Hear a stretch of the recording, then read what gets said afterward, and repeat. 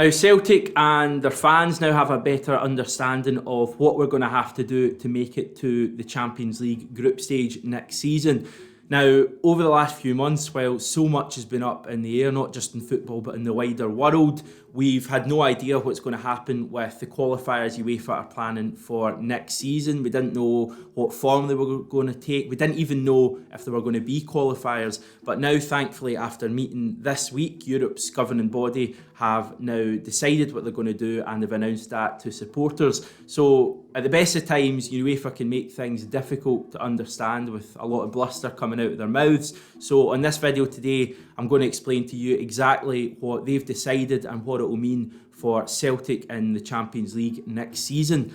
Now, before we go into that, it's important to understand next season's by looking at what UEFA have decided for this campaign. And if you're a fan of football, chances are you've already seen their plans for their so-called Final 8 competition in both the Champions League and the Europa League. Now, UEFA are planning to make it almost like a World Cup taking place in a city or a region of a country, with the Champions League Final 8 teams happening in Lisbon and the Europa League in the west of Germany in 4 different cities. So they've made things quite interesting there. Of course, that means that the Champions League final, once it gets to it, will once again be in Lisbon. I think it's been there before, but I could be wrong. But it promises to be a pretty good spectacle for supporters across the globe being able to watch on their televisions. Now, with the Champions League final taking place in Benfica's Estádio da Luz on the 23rd of August, that then means that there won't be too much time for them to sort out next season's competition, with obviously all the qualifying that has to happen. Now, qualifying for the Champions League was scheduled to start in around mid to late June, although that's going to have to be put back about 5 weeks now, and it will now commence with the preliminary round, which is the round before Celtic come in, which will take place starting on Saturday the 8th of August.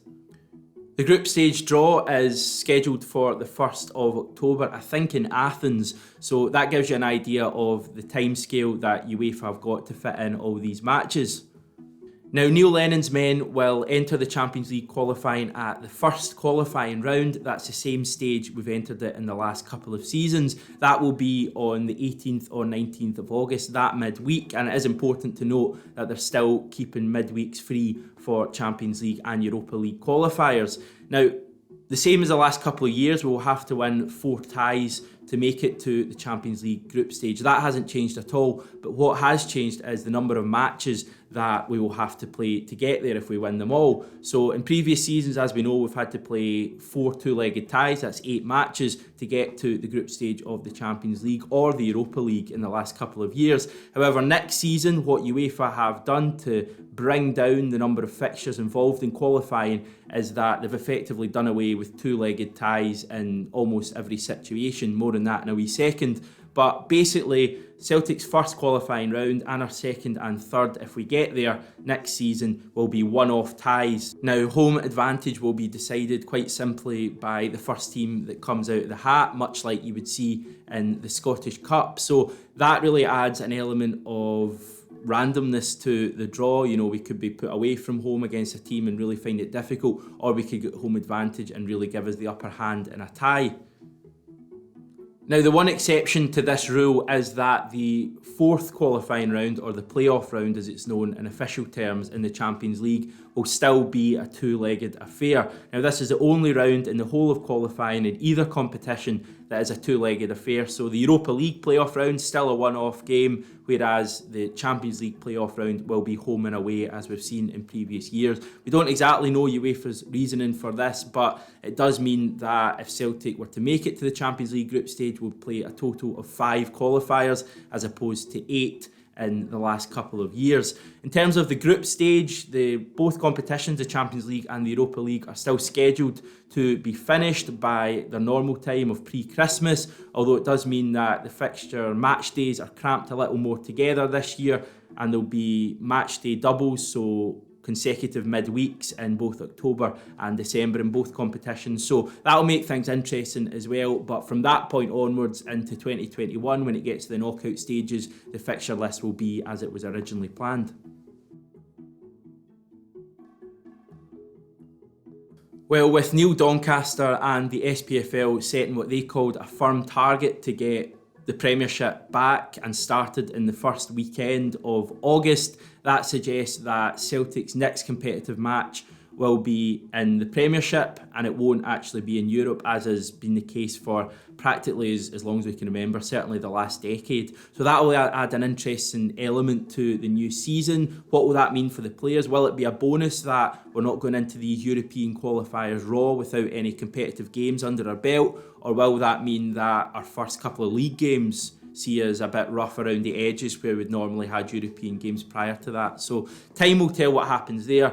What we do know for a fact, as I just said, is that we'll have 5 games rather than 8, so 3 fewer qualifiers if we're to get to the Champions League group stage, and those 5 games, as many as 4 of them could be home or away, so we're really dependent on the draw.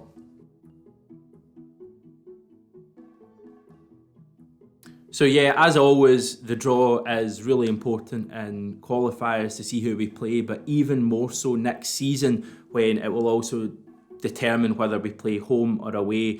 Now, you take a team we played this year, for example, the first qualifier we played, FK Sarajevo from Bosnia and Herzegovina. If we were to draw them at home, straight away you're thinking you've almost got a bye to the next round, whereas if you get them away, we saw how tough that game was. I know we won 3-1 in the end, but it does just go to show the difference between getting a home and away tie next season and how important that's going to be in the first 3 qualifiers. It's going to be absolutely massive for Celtic. On the subject of seedings, we should be seeded for pretty much every qualifier we play in either competition next season, although that's not set in stone yet, so time will tell. We need a few things to happen around Europe. I think the Danish league is one of the big ones, where I think Copenhagen, who we obviously know well, are struggling to win their league. So certain things can happen, but the thing you should know is basically we should be seeded for every qualifier, and it will really come down to whether we get home or away ties to determine how we feel about the draw we've got. Thankfully, starting at the first qualifying round will be a thing of the past from not next season but the following season onwards. That's just due to the way UEFA calculates its national coefficients, and there's a wee bit of a delay from getting the results to actually seeing your rewards. So Scotland sit 20th in the coefficient table as we speak, but for not next season but the season after will rise to 14th. Now for Celtic, if we're champions next season and win 10 in a row, that will mean that rather than entering the Champions League at the first qualifying round, we'll come in at the third qualifying round. Now in any normal season, that would mean that we're taking 4 games off our number we have to play to get into the group stage. So that's obviously good news, and another good season in Europe next year could see us rise further as a country as well as our own club coefficient, meaning that we're better placed to get into the Champions League in future seasons as well. So there's a lot on the line next season, but the big takeaway from UEFA's announcement yesterday and this video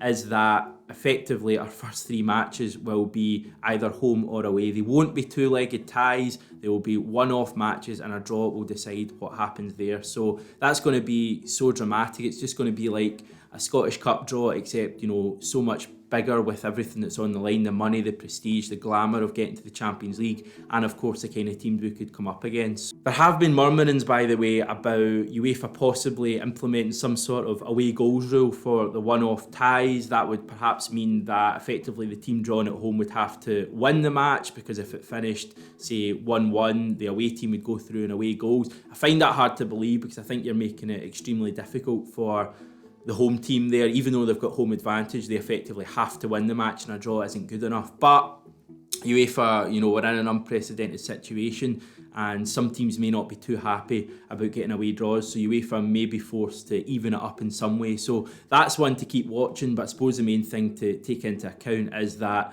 it's a random draw. We've got as much a chance of playing, you know, our first 3 qualifiers all at home as we do playing them all away. So there's no favouritism there, and it won't be that the seeded teams play home or anything like that. It'll just be completely random. So that's one to keep watching. There's so many other things that UEFA haven't yet answered, despite the stuff they said yesterday. We don't know how coefficient points are going to work next season. Obviously there's fewer qualifiers, so less chance for Celtic to rack up points. So be interesting to see what happens there. Will they allow fans into matches in countries where fans are going to be allowed into games? The likes of Serbia spring to mind. Spain are talking about it as well. So will they allow that to happen if Celtic were to be drawn away to Partizan or Red Star Belgrade, for example? Would they allow fans into that one? Is that fair? So that's another thing UEFA will have to ponder. There's so many tough things for them to weigh up here, but with so many leagues around Europe not yet finished, we don't know the exact makeup of the teams we could face, but it's one to watch anyway. It's going to be a season like no other next year. We know that already. It's going to be completely crazy, even without any of the coronavirus stuff. But when you add in all of this and you look at the way the Champions League's already set up for the qualifiers, you just get the impression that it's one you won't want to miss.